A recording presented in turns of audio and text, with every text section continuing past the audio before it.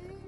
قال المستشرق البريطاني المستر أنتوني الذي اعتنق الإسلام على يد الإمام الأكبر الشيخ عبد الرحمن تاج عن الأزهر: إنه الحمى للإسلام والحارس الأمين للغة العربية، وما عرفت أوروبا الإسلام إلا عن طريق الأزهر ومبعوثيه، ولولا الأزهر ما عرف العالم الغربي وغيره الإسلام. بسم الله الرحمن الرحيم. الحمد لله رب العالمين، والصلاة والسلام على أشرف المرسلين سيدنا محمد صلى الله عليه وسلم، صلاة دائمة إلى يوم الدين. أرحب بكم مشاهدي الكرام في حلقة جديدة وبرنامجكم في رحاب الأزهر الشريف. تحدثنا في حلقات سابقة عن بر الوالدين. الحقيقة كثيرا ما يطول الحديث عن بر الوالدين وقيمة البر وفائدة البر وكيفية البر، ولكن بر الأبناء هذه جزئية مهمة جدا، لأن بر يبتدي من أول ما الوالدين يبروا الأبناء ويختاروا لهم اسم طيب وأم صالحة وتربية صالحة، ثم ينشأوا في طاعة الله، فيكون كده أدى الأب دوره وينتظر من ابنه بعد كده أن هو يبر. الحقوق، يعني نتكلم عن حقوق الأبناء، لأن دايما الأبناء يقولوا أنتوا بتأمرونا ببر الوالدين. طب هم الوالدين دورهم إيه؟ ده اللي هنتكلم عنه في هذه الحلقة مع ضيف هذه الحلقة فضيلة الدكتور محمود عشري أبو بلطة. أهلا بحضرتك معنا يا فندم. وحضرتك عضو هيئة تدريس بجامعة الأزهر ومن علماء الأزهر الشريف. نحب نعرف أمر الدين ودور الدين وما أمرنا به الحق سبحانه وتعالى في مسألة البر الأبناء بقى، يعني الوالدين دورهم إيه؟ حقوق الأبناء إيه على الآباء؟ نعم. الحمد لله والصلاة والسلام على سيدنا رسول الله، وبعد. أهلا ومرحبا بكم في هذا اللقاء الطيب، ونحن في رحاب الأزهر الشريف. هذا اللقاء الذي يطيب لنا فيه الحديث عن حقوق الأبناء على الآباء. في البداية أقول إن عظمة الإسلام تتجلى لنا عند الحديث عن حقوق الأبناء على الآباء، وذلك عندما نعرف كيف أن الإسلام يقرر حقوقا للأبناء على الآباء قبل مجيئهم إلى هذه الحياة. وهذا من كمال الاهتمام، أن يهتم بالذرية قبل وجودها. أول حق من هذه الحقوق اختيار الأم الصالحة، فالإسلام يأمر الرجل أن يختار الزوجة الصالحة التي تصلح أن تكون أما صالحة لأولاده فيما بعد. يبقى أول حاجة في البر أن أنا أختار أم صالحة لأولادي. نعم. تاني حاجة، أول حاجة هذه يعني من خلال القرآن الكريم نجد قوله تعالى: ولأمة مؤمنة خير من مشركة ولو أعجبتكم، وقوله صلى الله عليه وسلم: فاظفر بذات الدين تربت يداك. هذا الاهتمام بالاختيار لما؟ لأن الأمة تمثل التربة الخصبة والبيئة الصالحة بالنسبة للأولاد، فلا بد من اختيارها. أحد الأعراب بين لنا أن هذا الحق يجب للأبناء قبل وجودهم، عندما قال لأولاده: يا بني لقد أحسنت إليكم صغارا وكبارا وقبل أن تولدوا. قالوا: يا أبانا أحسنت إلينا صغارا وكبارا ندرك ذلك، ولكن كيف أحسنت إلينا قبل أن نولد؟ قال: لقد اخترت لكم أما لا تسبون بها، لا تعيرون بها. نعم. كمان أما تكون صالحة لكم في رعايتكم وفي تربيتكم وفي تنشئتكم على الخير والحق والصواب. تمام. وهذا أمر طبيعي. يقول الشاعر: وليس النبت ينبت في جنان كمثل النبت ينبت في الفلاة. وهل يرجى لأطفال كمال إذا ارتضعوا ثدي الناقصات؟ فمن ارتضع من الأم الكاملة نشأ إنسانا كاملا، ومن ارتضع من أم ناقصة نشأ إنسانا ناقصا. هناك عبارة دائما نرددها ونخطئ في توصيفها. هذه العبارة تقول: وراء كل عظيم امرأة. البعض يظن أن المراد بالمرأة هنا التي وراء كل عظيم زوجة، وهذا خطأ. المرأة المرادة هنا وراء كل عظيم هي أمه. الله. والتاريخ يشهد بهذا. صحيح.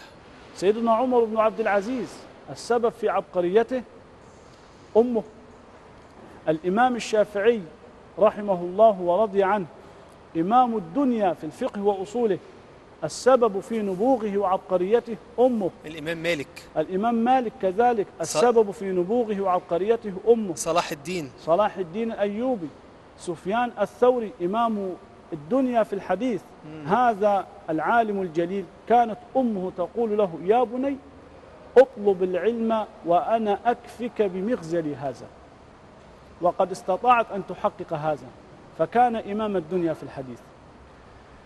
الحق الثاني من حقوق الأبناء على الآباء قبل مجيئهم إلى هذه الحياة حق التسمية والاستعاذة بالله قبل اللقاء الزوجي لتحصين الولد من الشيطان ونزغه. يقول النبي صلى الله عليه وآله وسلم: لو أن أحدكم قال حين يأتي أهله: بسم الله اللهم جنبني الشيطان وجنب الشيطان ما رزقتني، فإن قدر بينهما ولد لم يضره الشيطان قط.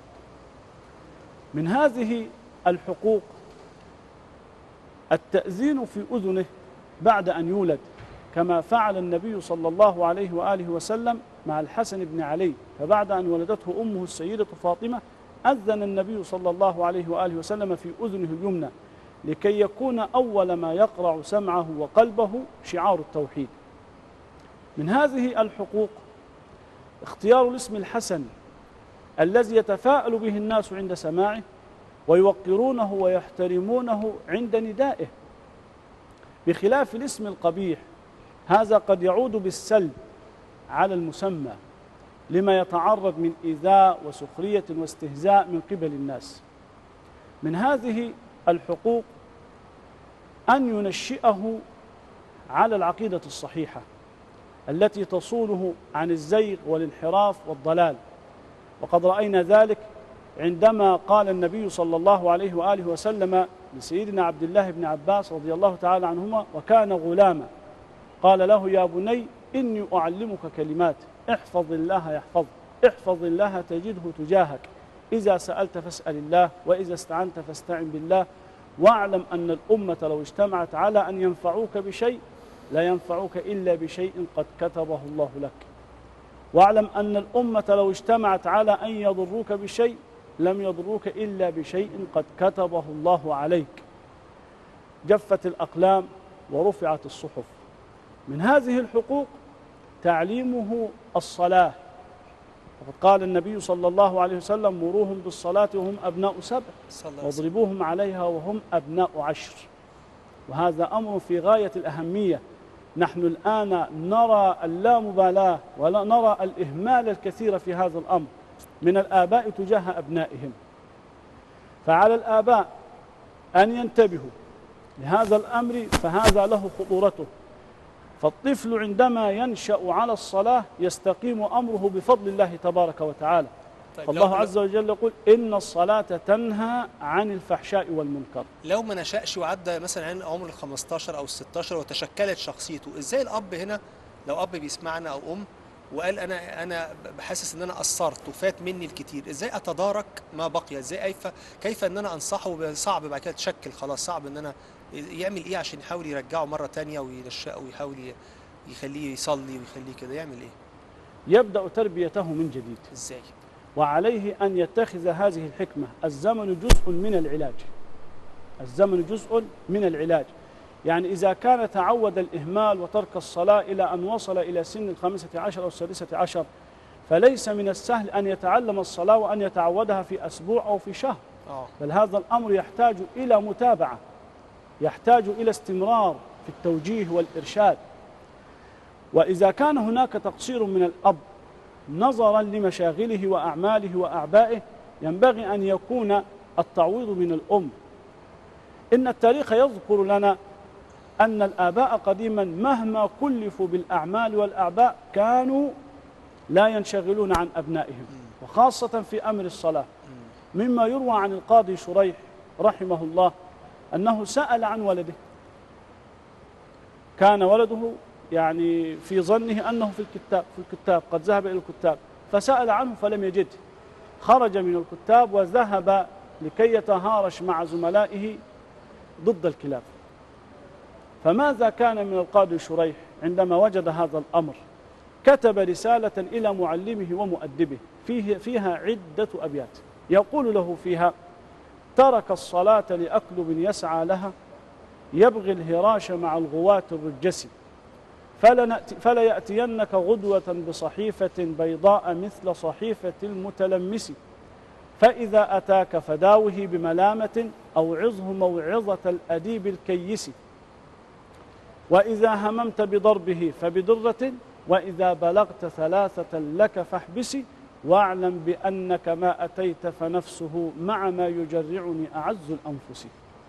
فالأمر يحتاج إلى رعاية مستمرة نطبق فيها هذه الحكمة: الزمن جزء من العلاج. من حقوق الأبناء على الآباء النفقة، ولأهمية النفقة وخطورتها جاء الحث عليها في أسلوب ترغيب تارة وفي أسلوب ترهيبي تارة. أما أسلوب الترغيب عندما بين النبي صلى الله عليه وآله وسلم أن النفقة على الأهل على الأولاد صدقة من الصدقات، وذلك في قوله صلى الله عليه وآله وسلم: دينار أنفقته في سبيل الله، دينار أنفقته في رقبة، دينار تصدقت به على مسكين، دينار تنفقه على أهلك، أعظمها أجرا الذي تنفقه على أهلك. من هذه الحقوق الصورة الثانية التي جاء فيها الحث على الإنفاق صورة الترهيب من حبس النفقة. قال صلى الله عليه وآله وسلم: كفى بالمرء إثما أن يحبث نفقته عمن يعود أو عمن يقوت. الأمر أو الحق الأخير من هذه الحقوق العدل بين الأولاد. قال صلى الله عليه وآله وسلم: اتقوا الله واعدلوا بين أولادكم.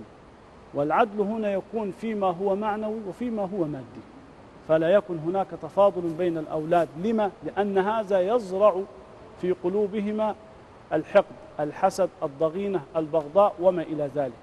لكن العدل والمساواة يحقق فيما بينهما الألفة والمحبة والمودة.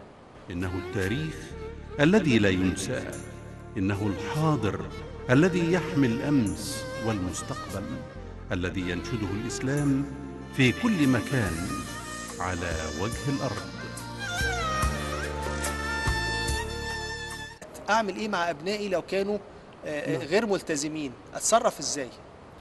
معالجة انحراف الأولاد من قبل الأب والأم تكون بعدة أمور. الأمر الأول أن يقوم كل واحد منهما بدوره تجاه أولاده. تمام.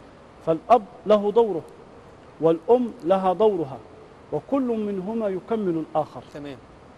لكن عندما ينشغل الأب والأم عن تربية الأولاد هنا يكون الانحراف، وقد نصل إلى مرحلة لا ينفع فيها العلاج، وهي مرحلة اليتم المعنوي، وهذا هو اليتم الحقيقي.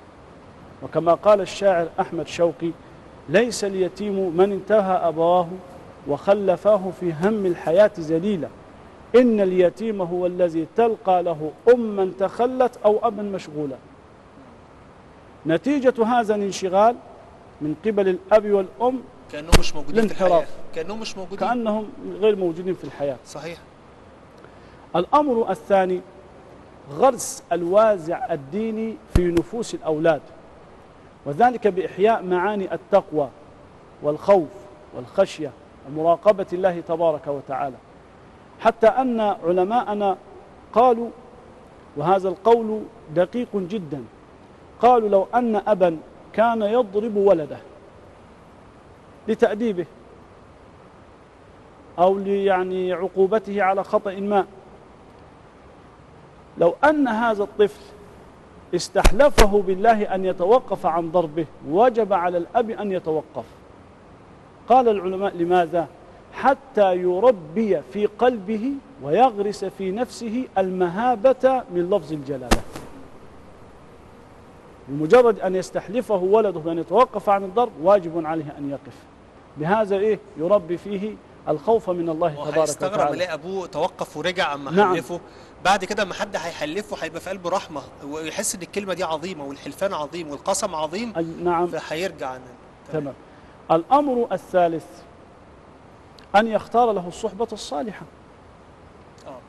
الرسول صلى الله عليه وسلم يقول: المرء على دين خليله فلينظر أحدكم من يخالل. فالإنسان على دين صاحبه، على اتجاه صديقه، فإذا كان صالحا سيكون صالحا، إذا كان طالحا سيكون طالحا. لذلك حذرنا النبي صلى الله عليه وسلم من قرين السوء فقال: إياك والقرين السوء فإنك به تعرف. أنا بشكر حضرتك على طيب الكلام وطيب النصح اللي حضرتك توجهت لنا بيه، ومعلومات قيمة قدمتها لنا في هذه الحلقة. شكرا لحضرتك، بتمنى لك كل توفيق في تأدية رسالتك. واسمح لي بشكر كل حضرات السادة المشاهدين تابعونا النهاردة في برنامج في رحاب الأزهر الشريف. بنجد المسألة مهمة حضرات السادة المشاهدين في جزئية التربية، من أول ما بنختار الزوجة الصالحة، وأيضا نختار الرزق الحلال اللي نطعم بيه أبنائنا ونعطيهم من وقتنا علشان نعلمهم الصلاة ونعلمهم الخوف من الله سبحانه وتعالى، نعلمهم القيم. ده بينعكس علينا في إيه؟ بيبقى بارين بينا طوال الحياة. مش كده وبس، بعد الممات يستغفروا لنا. فالأبوين بيوصلوا لأبلغ وأفضل المكانات، يعني يمكن يوصل لمكانة أعلى في الجنة باستغفار ابنه ليه، استغفار ولده ليه. كل ده مهم جدا مشاهدينا ان احنا نوصل له من خلال حسن التربية للأبناء. في النهاية بنصل لختام حلقتنا، وإن شاء الله في حلقة قادمة نلتقي بإذن الله. وأستودعكم الله الذي لا تضيع ودائعه، والسلام عليكم ورحمة الله وبركاته.